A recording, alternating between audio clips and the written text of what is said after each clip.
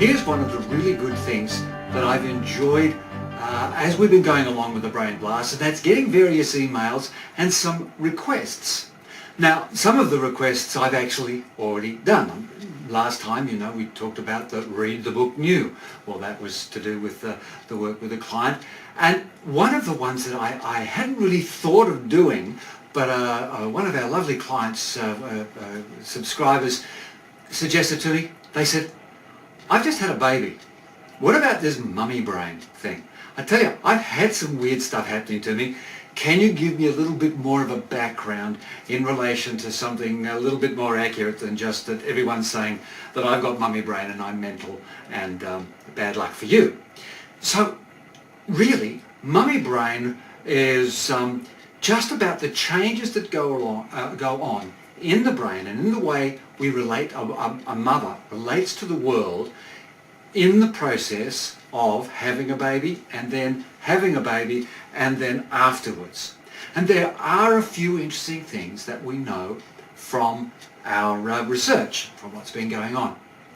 I'm just going to run through half a dozen of these that are really interesting. One is a woman's brain gets bigger in relation to childbirth. There's more grey matter. So more cells, there's actually synaptogenesis, there's creation, there's development, there's a growth of synaptic connections as well as actual cellular structural growth. So that's really interesting because with the grey matter is the cells and the white matter is the axons with the myelinated sheath. So your brain actually gets bigger. You grow brain cells. You need them because you've got new responsibilities and additional responsibilities that you need to have more focus and attention on. So another thing that happens is that women find themselves prone to obsessive behaviours. Like cleaning, making sure everything's clean. Well, makes sense because they want their child to survive. But also checking the breathing of the child, making sure they're surviving. And there's also lots of decisions to be made. So they actually get better at making decisions. Now, those three things are equally, when they're not managed, these are the demands and the change of the brain to manage those demands.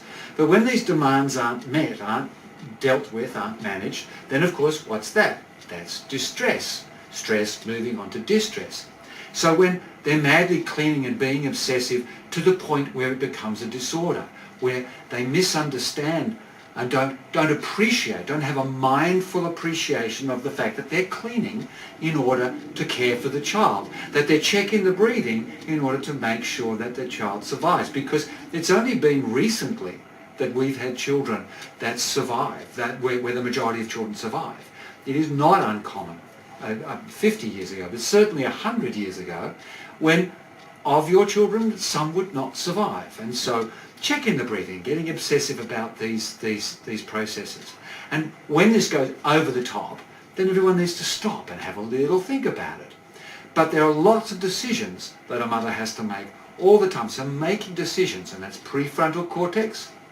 It's also overcoming and dealing with the old automatic decisions we have in the basal ganglia and automatic behaviours pre-having children. So if you're having a first child, there's things you used to do, but they don't work anymore. They don't feel right. So there's also a sense of disruption or being disoriented or uncomfortable about the process. And that's of course why, as they say, it takes a village to raise a child, where you have your grandmother or the mother's mother, the grandmother is there and the aunties are there, and everybody's there to contribute and help the mother learn. And then as the mother gets older, sometimes when there's a lot of kids in the family or time between them, the kids help as well. And that's where everybody learns.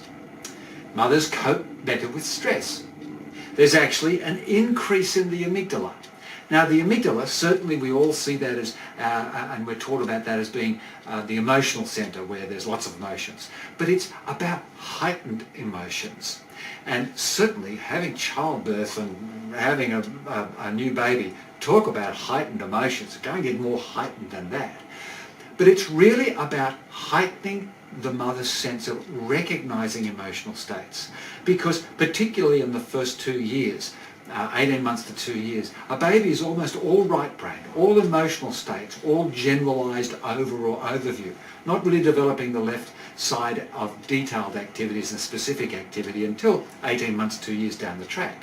So very much a mother is attuned to emotional states, not so much details, more emotional states. Fourth one, high on love. Mums are just high on love.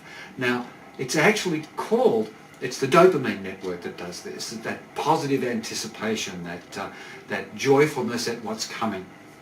And that there are some papers and things that actually call it the dopamine mother connection, you know, the dopamine mother circuit. But the dopamine connection, and that would have relationships with the endomorphins, the reward system, what's called the periaqueductal grey, that I talk about in the curiosity approach and the neuroscience of that. And so high on love, high on the desire and pleasure about tomorrow. And of course, this is the opposite that occurs when you have the baby blues, when you have that sort of really strange push away from baby. Now that's a problem. One needs to have this dopamine which draws you together.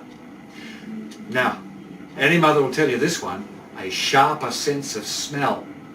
Well, that makes a lot of sense too, because predators have smells, poisons have smells, food that is off has smells. So a mother is really heightened up to be the protector of this child's mortality, of this child's life.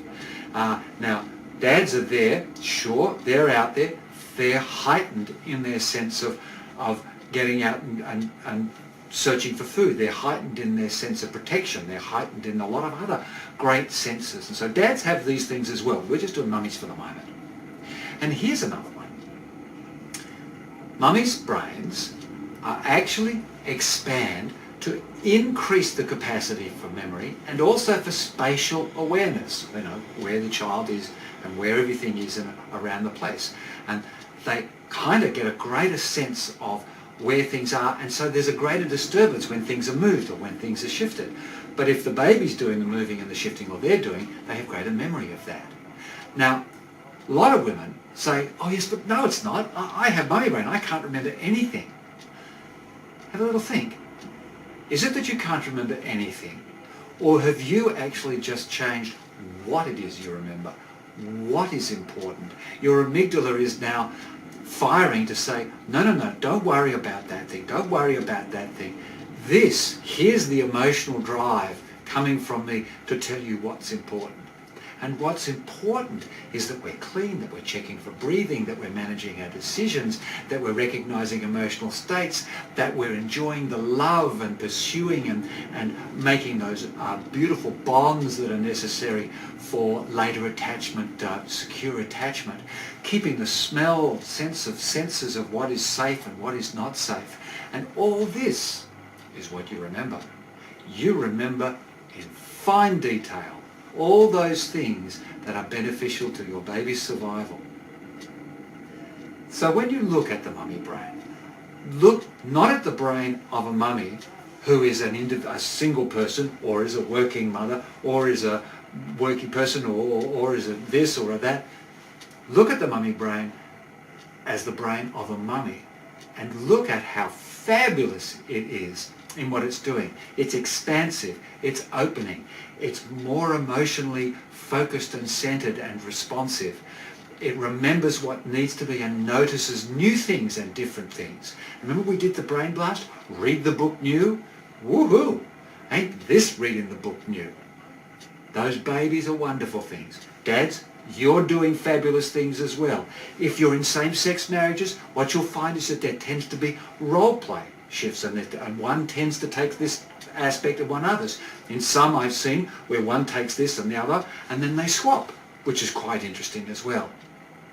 So there's lots of different ways in which the brain adapts to the needs of the child depending upon you as an individual.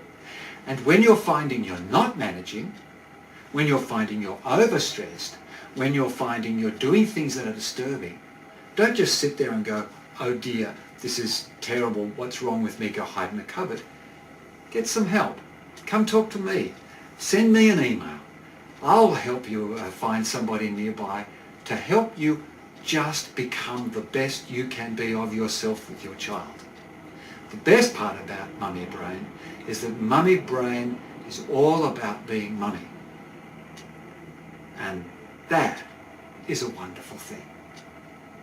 Thanks very much, and thank you so much for my lovely friend out there of our subscribers who said they wanted to hear about Mummy Brain, because we've had a lovely adventure through how terrific it is. Difficult, but terrific.